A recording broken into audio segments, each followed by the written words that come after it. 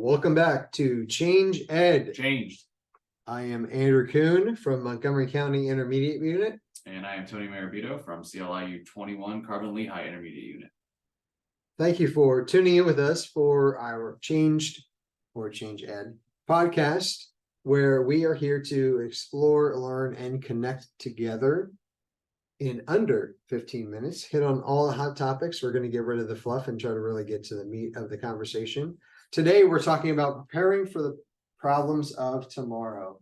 And this is not meant to be a gloom and doom conversation, more acknowledgement that progress has, along with progress comes problems, and innovation comes issues that you have to address, and you have to be able to solve those problems actually connected with innovation.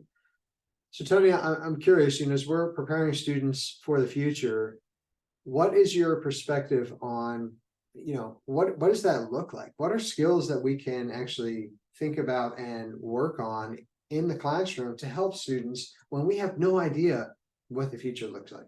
Yeah, I think I sound like a broken record here, but the reason I left the classroom, left being a principal, was to get into STEM education, and that's because I think it's so valuable. Science, tech, engineering, mathematics, but all the 21st century skills that come with that, the critical thinking, the problem solving, the creativity, the innovation, I think that's the way of the future.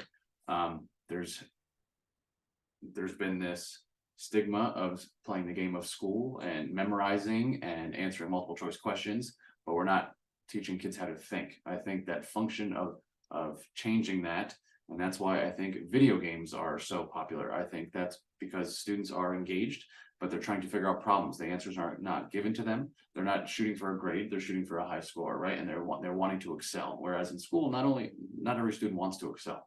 So I think those kinds of skills will just help students move through not only school, but into their careers when they're ready. It's interesting you're talking about the playing a game, because it actually, as you were talking about that, made me think of process versus product. So they're trying to get to this endpoint, but how they're going to get there, they don't know how they're going to get there. So there's that journey in between for them to actually get there. And for one player, it's going to look different than it looks for another player. There's no one way to actually get it done. So again, going back to even our conversation in our last episode about like treating all students the same versus acknowledging that this journey is going to look different for each and every one of those students.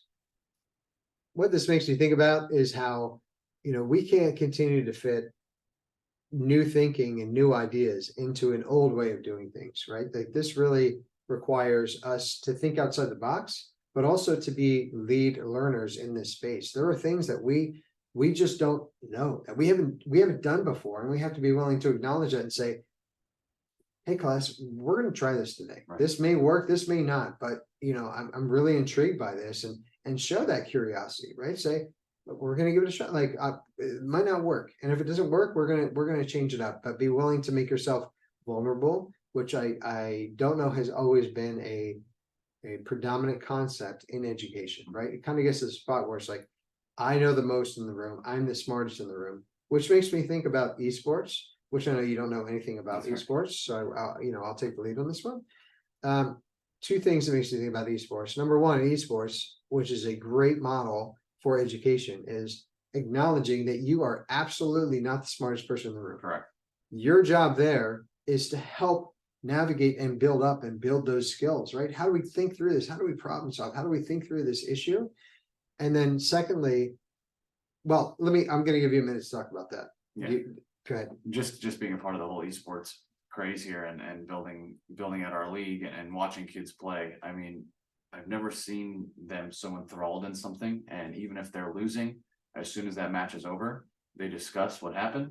They're course correcting right there on the spot. It's conversation and discourse that you wish would take place in the classroom, but it's happening right there. And then they go out and they try again, like game theory, right? If you fail on a level, you're just going to keep trying until there's a point there of when it becomes too hard. And I think that's when teachers jump in. I think before they reach that breaking point, that's when you jump in and give the assist, rather than just giving the answers, being the sage on the stage all the time. I think video games is a great model for teachers to follow and just to see. It's really important for us to also consider that esports coaches, current esports coaches are in a totally uncharted territory, right? So the For sure. courses of right, the coaches of right now didn't play esports in the organized fashion that it is right now, Correct. right? So much like when football started or when baseball started to grow, and they're like, we don't know, or like when education started, we don't know what we're doing here. We've got to figure this out. I mean, think of that moment, like the beauty of that moment, or when we started this podcast, we don't know what we're doing, right? We're going to start. I accidentally brought you on, and it's been a disaster since, but I'm trying to fix it. But the point is that they had never been coached, so what they're doing is all brand new, and that being brave enough to step into that space of like, we don't know, right? We could miss the mark, but we're trying, right? Like there's power in the trying and trying to make those shifts so that we can go to bed at night and like with a clear conscience of like, we're doing the best that we can, which educators are, right? Like they're crushing it right now. We're doing a great job. And we're asking a lot. Absolutely, right? They're tireless, and at times I think it can feel like a thankless job, Mhm. right? Where it's just give, give, give, give. So educators, I hope everyone hears this to know that we know how hard everyone's working. One of the things I think is important too with this conversation is to think about just in our careers, and I'm gonna lump you. I know you've been in education for about 75 years. That's right. So it's Horse a and broad, buggy. it's a broader span for you, right? Like, yeah, horse and buggy to, electric cars. That's a Right. big journey. So let's narrow it down. Let's say in the last 20 years, just the changes in social conversations from what is available, what exists, and even how we communicate. If you think about from Y2K to pandemic, how much happened, right? Historically, but also the changes that happened from a technology standpoint. And it's not just about technology, right? As you were talking about, it's integrated learning that led us there, right? I don't think Steve Jobs would have said, I am just a technology person, right? Like he had that integrative technology approach of bringing in the arts and bringing in the mathematics, so working the algorithms and the coding and everything. It was a whole package. And as we've been talking about, like kind of a minds-on situation. Sure. So my question would be, if we had already embraced and we're able to make these changes, right? We're able to snap our fingers, these changes happen in education. How would our lives be different today? Right? Would the world look different, or would the world look the same? Right?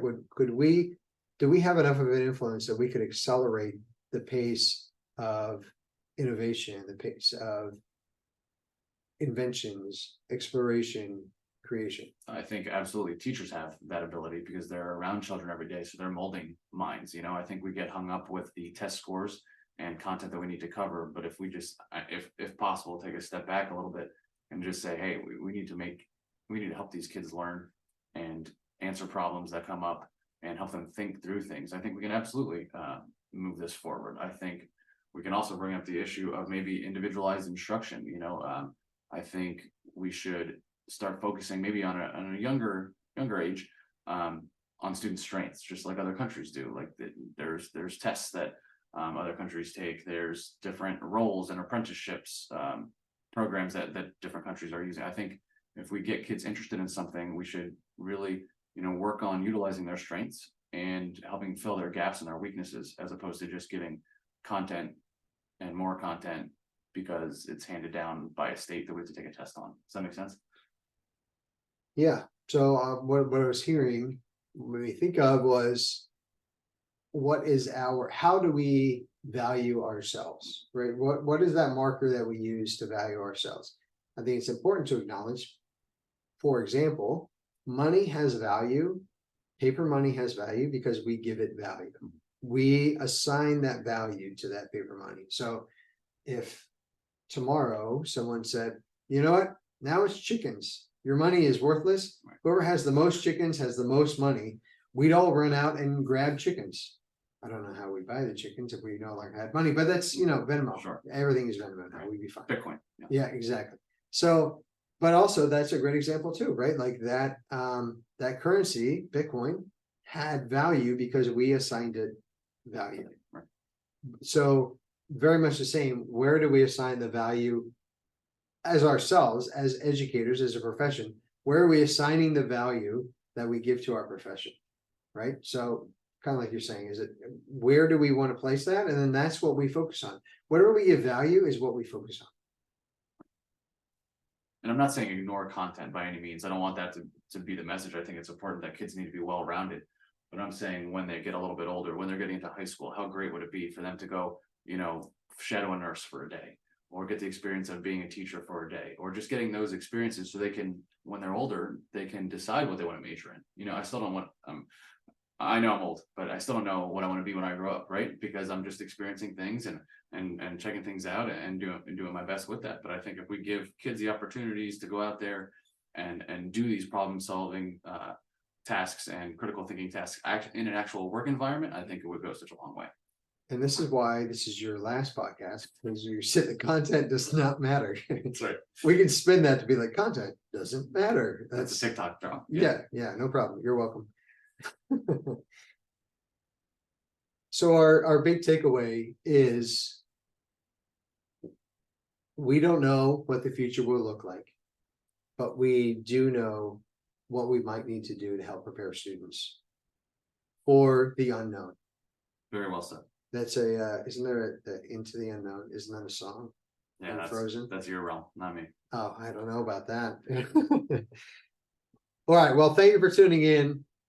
We would love to hear feedback. We'd love to get additional perspectives, because certainly we acknowledge that this is just a perspective, but not the only perspective out there. And truly, one of the most powerful thing, actually the most powerful thing we have in education is all of the individuals that make up this profession. It's the largest profession in the world, and that we have all these minds on. If we're all minds on, unstoppable. We'll completely change the world, and then we'll have to come up with a new change. Ed will happen, and we will need a new podcast. Yeah. Not the Sixers. Can't do it yet. No. Yeah, not trust the process. Maybe it will be Change Tony. That's where we can change it. All right. Well, thank you for tuning in. We look forward to connecting with you on our next podcast. Till next time.